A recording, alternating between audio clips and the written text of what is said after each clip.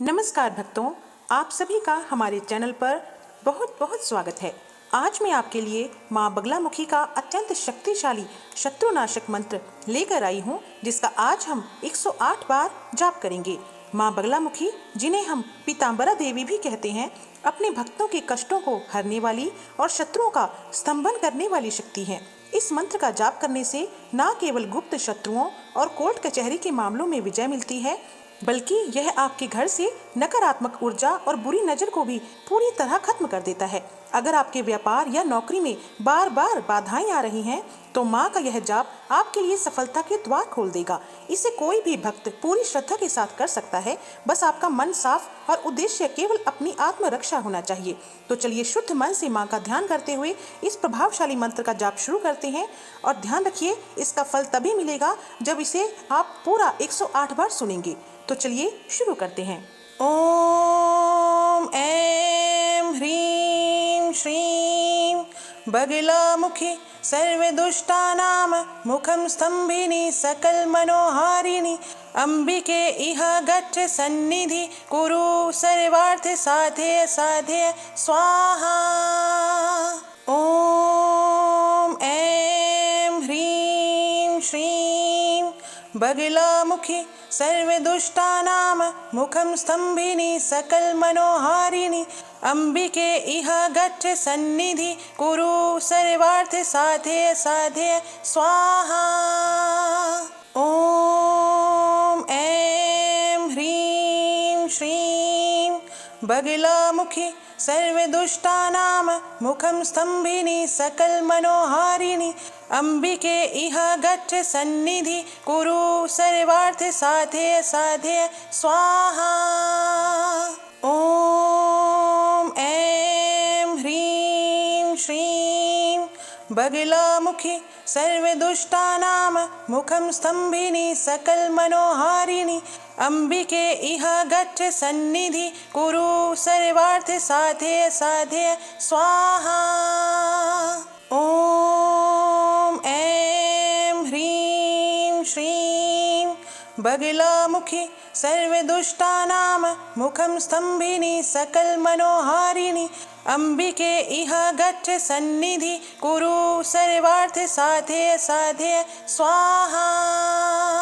ओम ऐं ह्रीं श्रीं बगलामुखी सर्वदुष्टानां मुखं स्तंभिनी सकल मनोहारिणी अंबिके इह गच्छ सन्निधि कुरु सर्वार्थ साधय साधय स्वाहा। ओम ऐं ह्रीं श्रीं बगलामुखी सर्वदुष्टानां मुखं स्तंभिनी सकल मनोहारिणी अंबिके इह गच्छ सन्निधि कुरु सर्वार्थ साधय साधय स्वाहा। ओम ऐं ह्रीं श्रीं बगलामुखी सर्वदुष्टानां मुखं स्तंभिनी सकल मनोहारिणी अंबिके इह गच्छ सन्निधि कुरु सर्वार्थ साधय साधय स्वाहा।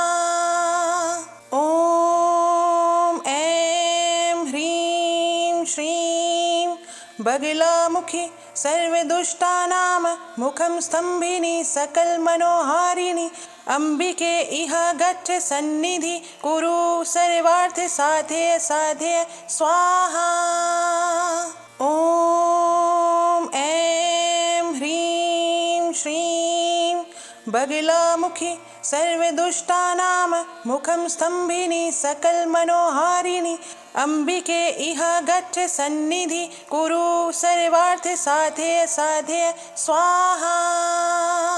ओम ऐं ह्रीं श्रीं बगलामुखी सर्वदुष्टानां मुखं स्तंभिनी सकल मनोहारिणी अंबिके इह गच्छ सन्निधि कुरु सर्वार्थ साधय साधय स्वाहा। ओम ऐं ह्रीं श्रीं बगलामुखी सर्वदुष्टानां मुखं स्तम्भिनी सकलमनोहारिणी अम्बिके इह गच्छ सन्निधि कुरु सर्वार्थ साधय साधय स्वाहा। ॐ ऐं ह्रीं श्रीं बगलामुखी सर्वदुष्टानां मुखं स्तम्भिनी सकलमनोहारिणी अम्बिके इह गच्छ सन्निधि कुरु सर्वार्थ साधय साधय स्वाहा। ॐ ऐं ह्रीं श्रीं बगलामुखी सर्वदुष्टानां मुखं स्तम्भिनी सकलमनोहारिणी अम्बिके इह गच्छ सन्निधि कुरु सर्वार्थ साधय साधय स्वाहा। ॐ ऐं ह्रीं श्रीं बगलामुखी सर्वदुष्टानां मुखं स्तम्भिनी सकलमनोहारिणी अम्बिके इह गच्छ सन्निधि कुरु सर्वार्थ साधय साधय स्वाहा। ॐ ऐं ह्रीं श्रीं बगलामुखी सर्वदुष्टानां मुखं स्तम्भिनी सकलमनोहारिणी अम्बिके इह गच्छ सन्निधि कुरु सर्वार्थ साधय साधय स्वाहा।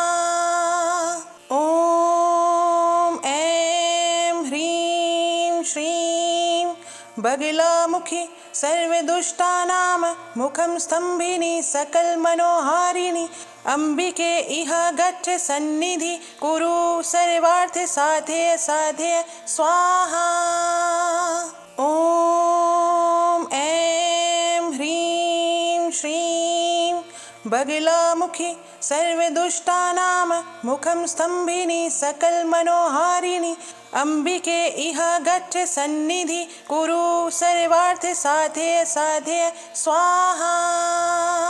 ॐ ऐं ह्रीं श्रीं बगलामुखी सर्वदुष्टानां मुखं स्तम्भिनी सकलमनोहारिणी अम्बिके इह गच्छ सन्निधि कुरु सर्वार्थ साधय साधय स्वाहा।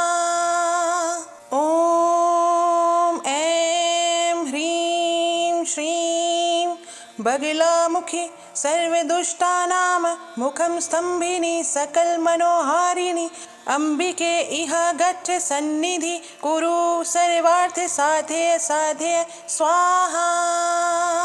ॐ ऐं ह्रीं श्रीं बगलामुखी सर्वदुष्टानां मुखं स्तम्भिनी सकलमनोहारिणी अम्बिके इह गच्छ सन्निधि कुरु सर्वार्थ साधय साधय स्वाहा। ॐ ऐं ह्रीं श्रीं बगलामुखी सर्वदुष्टानां मुखं स्तम्भिनी सकलमनोहारिणी अम्बिके इह गच्छ सन्निधि कुरु सर्वार्थ साधय साधय स्वाहा। ॐ ऐं ह्रीं श्रीं बगलामुखी सर्वदुष्टानां मुखं स्तम्भिनी सकलमनोहारिणी अम्बिके इह गच्छ सन्निधि कुरु सर्वार्थ साधय साधय स्वाहा। ॐ ऐं ह्रीं श्रीं बगलामुखी सर्वदुष्टानां मुखं स्तम्भिनी सकलमनोहारिणी अम्बिके इह गच्छ सन्निधि कुरु सर्वार्थ साधय साधय स्वाहा। ॐ ऐं ह्रीं श्रीं बगलामुखी सर्वदुष्टानां मुखं स्तम्भिनी सकलमनोहारिणी अम्बिके इह गच्छ सन्निधि कुरु सर्वार्थ साधय साधय स्वाहा। ॐ ऐं ह्रीं श्रीं बगलामुखी सर्वदुष्टानां मुखं स्तम्भिनी सकलमनोहारिणी अम्बिके इह गच्छ सन्निधि कुरु सर्वार्थ साधय साधय स्वाहा। ॐ ऐं बगलामुखि सर्वदुष्टानां मुखं स्तम्भिनी सकलमनोहारिणि अम्बिके इह गच्छ सन्निधि कुरु सर्वार्थ साधय साधय स्वाहा। ॐ ऐं ह्रीं श्रीं बगलामुखि सर्वदुष्टानां मुखं स्तम्भिनी सकलमनोहारिणि अम्बिके इह गच्छ सन्निधि कुरु सर्वार्थ साधय साधय स्वाहा। ॐ ऐं ह्रीं श्रीं बगलामुखि सर्वदुष्टानां मुखं स्तम्भिनी सकलमनोहारिणि अम्बिके इह गच्छ सन्निधि कुरु सर्वार्थ साधय साधय स्वाहा। ॐ ऐं ह्रीं श्रीं बगलामुखि सर्वदुष्टानां मुखं स्तम्भिनी सकलमनोहारिणि अम्बिके इह गच्छ सन्निधि कुरु सर्वार्थ साधय साधय स्वाहा। ॐ ऐं ह्रीं श्रीं बगलामुखि सर्वदुष्टानां मुखं स्तम्भिनी सकलमनोहारिणि अम्बिके इह गच्छ सन्निधि कुरु सर्वार्थ साधय साधय स्वाहा। ॐ ऐं ह्रीं श्रीं बगलामुखि सर्वदुष्टानां मुखं स्तम्भिनी सकलमनोहारिणि अम्बिके इह गच्छ सन्निधि कुरु सर्वार्थ साधय साधय स्वाहा। ॐ ऐं ह्रीं श्रीं बगलामुखि सर्वदुष्टानां मुखं स्तम्भिनी सकलमनोहारिणि अम्बिके इह गच्छ सन्निधि कुरु सर्वार्थ साधय साधय स्वाहा। ॐ ऐं ह्रीं श्रीं बगलामुखि सर्वदुष्टानां मुखं स्तम्भिनी सकलमनोहारिणि अम्बिके इह गच्छ सन्निधि कुरु सर्वार्थ साधय साधय स्वाहा। ॐ ऐं ह्रीं श्रीं बगलामुखि सर्वदुष्टानां मुखं स्तम्भिनी सकलमनोहारिणि अम्बिके इह गच्छ सन्निधि कुरु सर्वार्थ साधय साधय स्वाहा। ॐ ऐं ह्रीं श्रीं बगलामुखि सर्वदुष्टानां मुखं स्तम्भिनी सकलमनोहारिणि अम्बिके इह गच्छ सन्निधि कुरु सर्वार्थ साधय साधय स्वाहा। ॐ ऐं ह्रीं श्रीं बगलामुखि सर्वदुष्टानां मुखं स्तम्भिनी सकलमनोहारिणि अम्बिके इह गच्छ सन्निधि कुरु सर्वार्थ साधय साधय स्वाहा। ॐ ऐं ह्रीं श्रीं बगलामुखि सर्वदुष्टानां मुखं स्तम्भिनी सकलमनोहारिणि अम्बिके इह गच्छ सन्निधि कुरु सर्वार्थ साधय साधय स्वाहा। ॐ ऐं ह्रीं श्रीं बगलामुखि सर्वदुष्टानां मुखं स्तम्भिनी सकलमनोहारिणि अम्बिके इह गच्छ सन्निधि कुरु सर्वार्थ साधय साधय स्वाहा। ॐ ऐं ह्रीं श्रीं बगलामुखि सर्वदुष्टानां मुखं स्तम्भिनी सकलमनोहारिणि अम्बिके इह गच्छ सन्निधि कुरु सर्वार्थ साधय साधय स्वाहा। ॐ ऐं ह्रीं श्रीं बगलामुखि सर्वदुष्टानां मुखं स्तम्भिनी सकलमनोहारिणि अम्बिके इह गच्छ सन्निधि कुरु सर्वार्थ साधय साधय स्वाहा। ॐ बगलामुखि सर्वदुष्टानां मुखं स्तम्भिनी सकलमनोहारिणि अम्बिके इह गच्छ सन्निधि कुरु सर्वार्थ साधय साधय स्वाहा। ॐ ऐं ह्रीं श्रीं बगलामुखि सर्वदुष्टानां मुखं स्तम्भिनी सकलमनोहारिणि अम्बिके इह गच्छ सन्निधि कुरु सर्वार्थ साधय साधय स्वाहा। ॐ ऐं ह्रीं श्रीं बगलामुखि सर्वदुष्टानां मुखं स्तम्भिनी सकलमनोहारिणि अम्बिके इह गच्छ सन्निधि कुरु सर्वार्थ साधय साधय स्वाहा। ॐ ऐं ह्रीं श्रीं बगलामुखि सर्वदुष्टानां मुखं स्तम्भिनी सकलमनोहारिणि अम्बिके इह गच्छ सन्निधि कुरु सर्वार्थ साधय साधय स्वाहा। ॐ ऐं ह्रीं श्रीं बगलामुखि सर्वदुष्टानां मुखं स्तम्भिनी सकलमनोहारिणि अम्बिके इह गच्छ सन्निधि कुरु सर्वार्थ साधय साधय स्वाहा।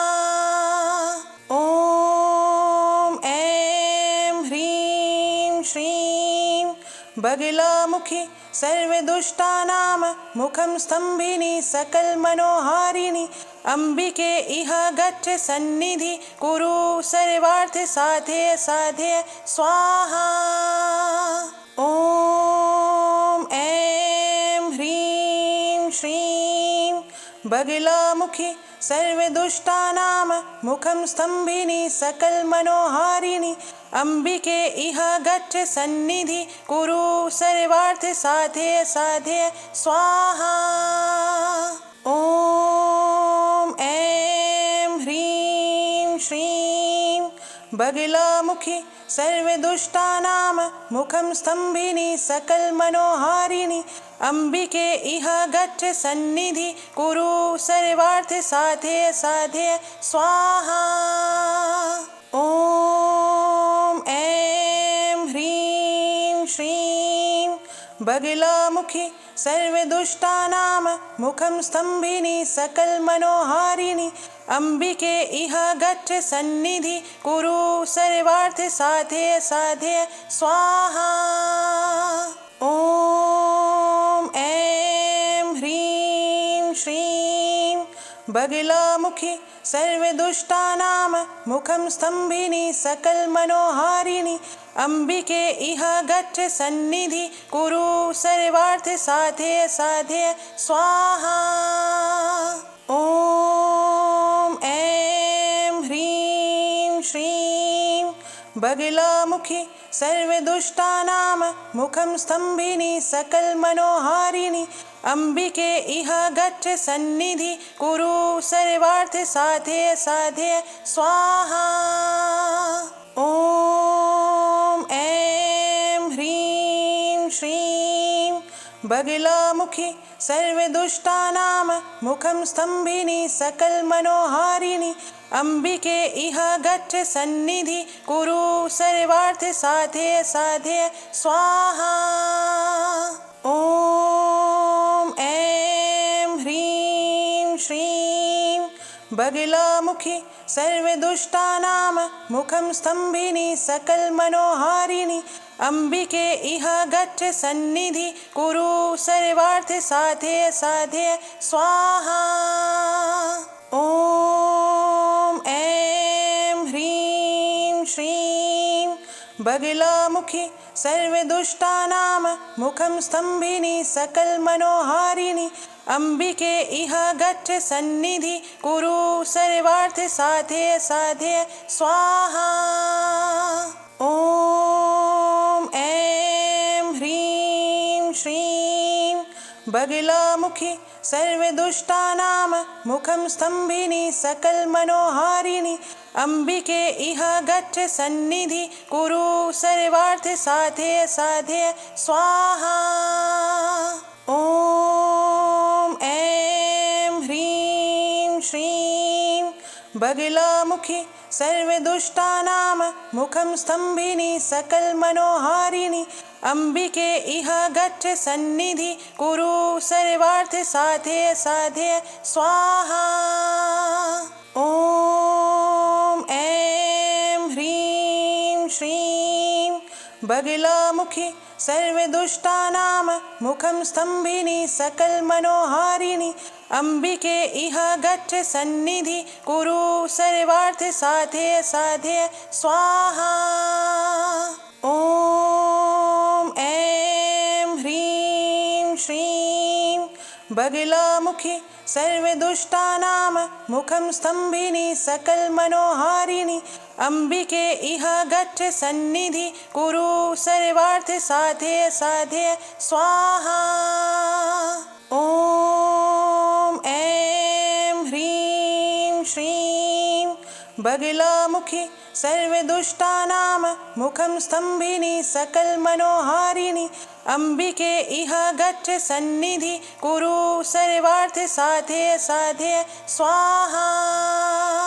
ॐ ऐं ह्रीं श्रीं बगलामुखि सर्वदुष्टानां मुखं स्तम्भिनी सकलमनोहारिणी अम्बिके इह गच्छ सन्निधि कुरु सर्वार्थ साधय साधय स्वाहा।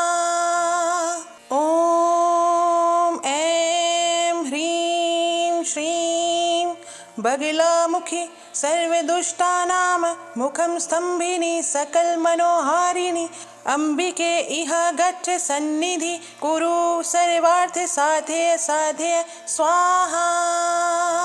ॐ ऐं ह्रीं श्रीं बगलामुखि सर्वदुष्टानां मुखं स्तम्भिनी सकलमनोहारिणी अम्बिके इह गच्छ सन्निधि कुरु सर्वार्थ साधय साधय स्वाहा। ॐ ऐं ह्रीं श्रीं बगलामुखि सर्वदुष्टानां मुखं स्तम्भिनी सकलमनोहारिणी अम्बिके इह गच्छ सन्निधि कुरु सर्वार्थ साधय साधय स्वाहा। ॐ ऐं ह्रीं श्रीं बगलामुखि सर्वदुष्टानां मुखं स्तम्भिनी सकलमनोहारिणी अम्बिके इह गच्छ सन्निधि कुरु सर्वार्थ साधय साधय स्वाहा। ॐ ऐं ह्रीं श्रीं बगलामुखि सर्वदुष्टानां मुखं स्तम्भिनी सकलमनोहारिणी अम्बिके इह गच्छ सन्निधि कुरु सर्वार्थ साधय साधय स्वाहा। ॐ ऐं ह्रीं श्रीं बगलामुखि सर्वदुष्टानां मुखं स्तम्भिनी सकलमनोहारिणी अम्बिके इह गच्छ सन्निधि कुरु सर्वार्थ साधय साधय स्वाहा। ॐ ऐं ह्रीं श्रीं बगलामुखि सर्वदुष्टानां मुखं स्तम्भिनी सकलमनोहारिणी अम्बिके इह गच्छ सन्निधि कुरु सर्वार्थ साधय साधय स्वाहा। ॐ ऐं ह्रीं श्रीं बगलामुखि सर्वदुष्टानां मुखं स्तम्भिनी सकलमनोहारिणी अम्बिके इह गच्छ सन्निधि कुरु सर्वार्थ साधय साधय स्वाहा।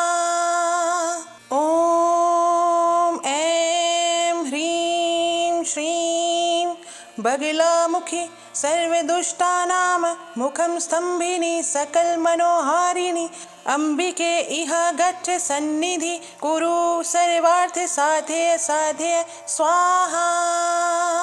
ॐ ऐं ह्रीं श्रीं बगलामुखि सर्वदुष्टानां मुखं स्तम्भिनी सकलमनोहारिणी अम्बिके इह गच्छ सन्निधि कुरु सर्वार्थ साधय साधय स्वाहा। ॐ बगलामुखि सर्वदुष्टानां मुखं स्तम्भिनी सकलमनोहारिणि अम्बिके इह गच्छ सन्निधि कुरु सर्वार्थ साधय साधय स्वाहा। ॐ ऐं ह्रीं श्रीं बगलामुखि सर्वदुष्टानां मुखं स्तम्भिनी सकलमनोहारिणि अम्बिके इह गच्छ सन्निधि कुरु सर्वार्थ साधय साधय स्वाहा। ॐ ऐं ह्रीं श्रीं बगलामुखि सर्वदुष्टानां मुखं स्तम्भिनी सकलमनोहारिणि अम्बिके इह गच्छ सन्निधि कुरु सर्वार्थ साधय साधय स्वाहा। ॐ ऐं ह्रीं श्रीं बगलामुखि सर्वदुष्टानां मुखं स्तम्भिनी सकलमनोहारिणि अम्बिके इह गच्छ सन्निधि कुरु सर्वार्थ साधय साधय स्वाहा। ॐ ऐं ह्रीं श्रीं बगलामुखि सर्वदुष्टानां मुखं स्तम्भिनी सकलमनोहारिणि अम्बिके इह गच्छ सन्निधि कुरु सर्वार्थ साधय साधय स्वाहा।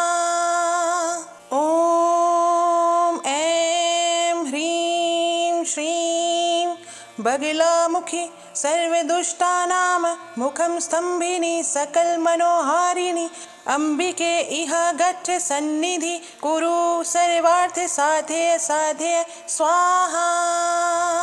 ॐ ऐं ह्रीं श्रीं बगलामुखि सर्वदुष्टानां मुखं स्तम्भिनी सकलमनोहारिणि अम्बिके इह गच्छ सन्निधि कुरु सर्वार्थ साधय साधय स्वाहा। ॐ ऐं ह्रीं श्रीं बगलामुखि सर्वदुष्टानां मुखं स्तम्भिनी सकलमनोहारिणि अम्बिके इह गच्छ सन्निधि कुरु सर्वार्थ साधय साधय स्वाहा। ॐ ऐं ह्रीं श्रीं बगलामुखि सर्वदुष्टानां मुखं स्तम्भिनी सकलमनोहारिणि अम्बिके इह गच्छ सन्निधि कुरु सर्वार्थ साधय साधय स्वाहा। ॐ ऐं ह्रीं श्रीं बगलामुखि सर्वदुष्टानां मुखं स्तम्भिनी सकलमनोहारिणि अम्बिके इह गच्छ सन्निधि कुरु सर्वार्थ साधय साधय स्वाहा। ॐ ऐं ह्रीं श्रीं बगलामुखि सर्वदुष्टानां मुखं स्तम्भिनी सकलमनोहारिणि अम्बिके इह गच्छ सन्निधि कुरु सर्वार्थ साधय साधय स्वाहा। ॐ ऐं ह्रीं श्रीं बगलामुखि सर्वदुष्टानां मुखं स्तम्भिनी सकलमनोहारिणि अम्बिके इह गच्छ सन्निधि कुरु सर्वार्थ साधय साधय स्वाहा।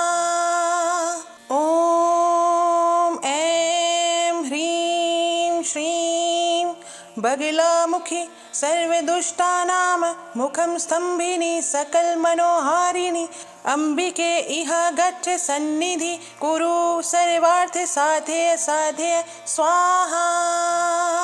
ॐ ऐं ह्रीं श्रीं बगलामुखि सर्वदुष्टानां मुखं स्तम्भिनी सकलमनोहारिणि अम्बिके इह गच्छ सन्निधि कुरु सर्वार्थ साधय साधय स्वाहा।